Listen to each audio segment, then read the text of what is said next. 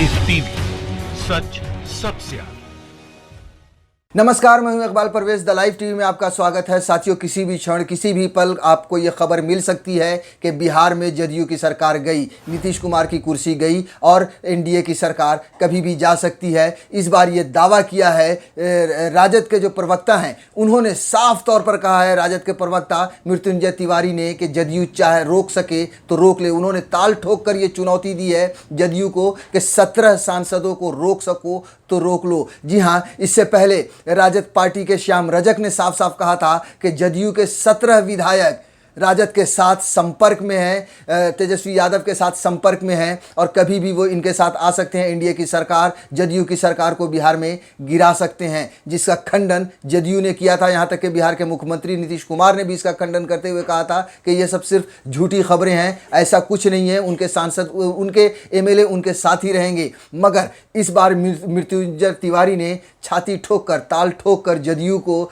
चुनौती दी है कि अपने एमएलए को रोक सको तो रोक लो। उनका ये साफ दावा है कि जदयू के 17 एमएलए इनके साथ आने को तैयार हैं। साथियों, अरुणाचल प्रदेश में जदयू के 7 सांसदों में से 6 सांसदों को तो जब बीजेपी ने तोड़ा, उसके बाद से बिहार की राजनीति में बवाल आया है और ये खबरें आने लगी कि जदयू के जो नेता है, जदयू के जो एमएलए हैं, वो भारतीय जनता पार्टी के कार्यों से खुश नहीं है। इसकी वजह से वो जदयू को कभी भी छोड़कर तेजस्वी यादव के साथ, राजद के साथ आ सकते हैं। लेकिन उसके बाद जदयू ने अब इस खबर का खंडन किया। लेकिन उधर दूसरी तरफ राजद यानी राष्ट्रीय जनता दल ने बार बार ये साफ किया है कि 17 विधायक उनके साथ आने को तैयार हैं। बिहार में जो ये सियासी बवाल मचा हुआ है, जो खबर आई है, हम जो आपको बता रहे हैं, वो अब थोड़ा सा विस्तार से बता देते हैं। जो हिंदुस्तान ने छापी है कि बिहार में सियासी संग्राम जारी है। बिहार विधानसभा चुनाव 2020 में कम सीटों के अंतर से सरकार बनाए जाने के बाद सत्ताधारी गठबंधन के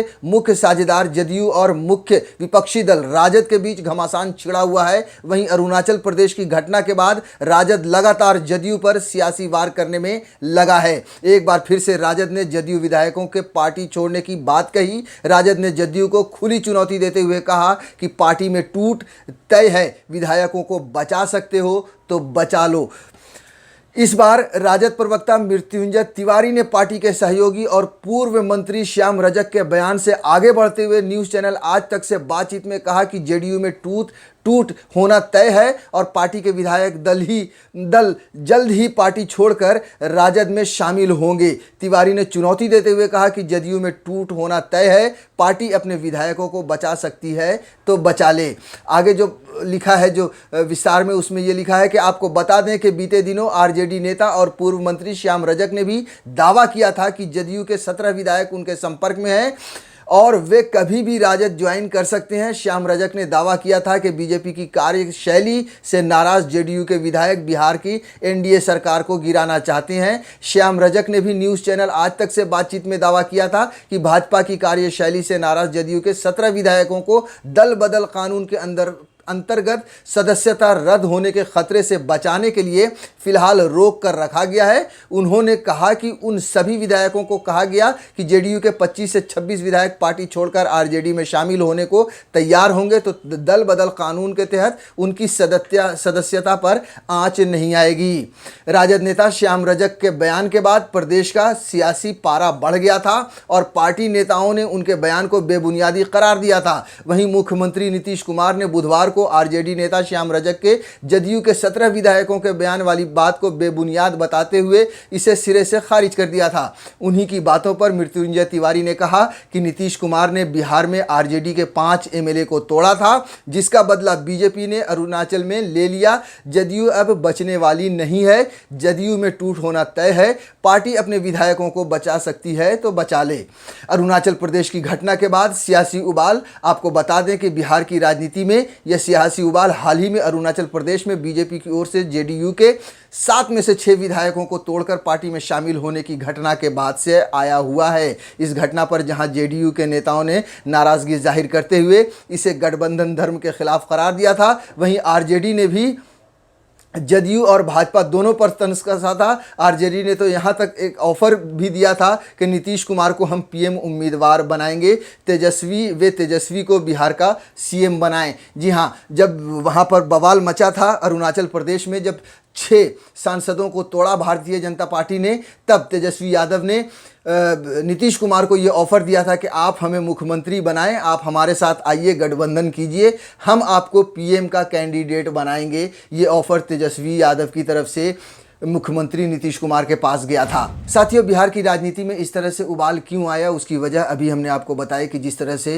भारतीय जनता पार्टी ने जदयू के 6 सांसदों को तोड़ा, उसके बाद से बिहार की राजनीति में उथल पुथल शुरू हो गई और ये कयास लगने शुरू हो गए कि अब जदयू के नेता जो हैं सो आरजेडी में शामिल हो सकते हैं। मगर आपको बता दें कि भारतीय जनता पार्टी का ये किरदार नया नहीं है कि दूसरी पार्टी के नेताओं को तोड़ो, अपने आप में मिलाओ और अपने आप को ऊपर करने के लिए किसी भी पार्टी को या किसी भी नेता को कुचल दो।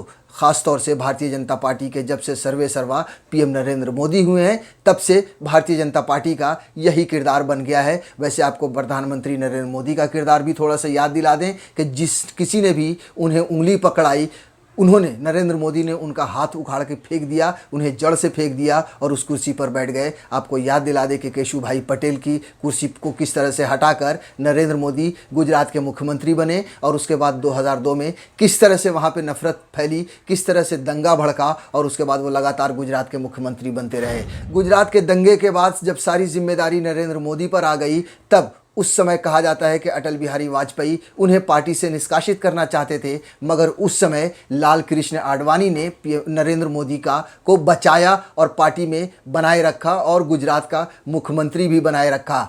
लेकिन उसके बाद क्या हुआ, आप देखिए कि लाल कृष्ण आडवाणी को नरेंद्र मोदी ने कहाँ फेंका, आज उनका अता पता भी नहीं है। यहाँ तक कि उनको टिकट तक नहीं दिया, जहाँ से वो चुनाव लड़ते थे वहाँ से टिकट किसको मिली, अमित शाह को।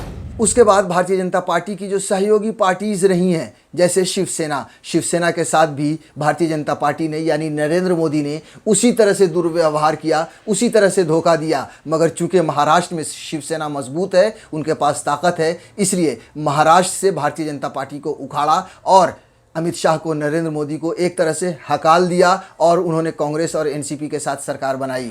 आप देखिए कि पूरे देश में जितनी भी बड़ी पार्टीज़ हैं, उनके बड़े बड़े नेताओं को भारतीय जनता पार्टी तोड़ के अपने साथ मिला रही है, भले वो उन पर किसी भी तरह के भ्रष्टाचार के आरोप हों।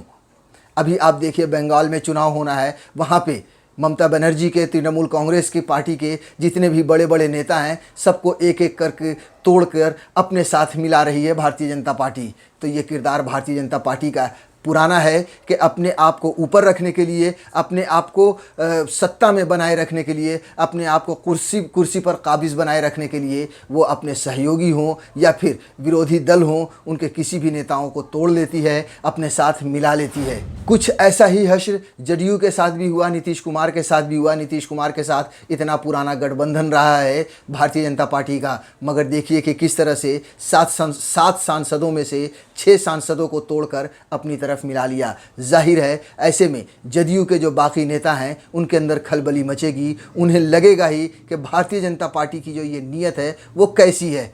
शायद यही वजह है कि जदयू के काफ़ी सारे एमएलए, काफ़ी सारे नेता अपने आप को अलग कर राजद के साथ शामिल होना चाहते हैं, भारतीय जनता पार्टी से अलग होना चाहते हैं। मगर नीतीश कुमार की न जाने कौन सी मजबूरी है, न जाने वो कौन सी दुखती रग है जिस पर बीजेपी ने उंगली रख रखी है कि नीतीश कुमार नहीं हिल पा रहे हैं।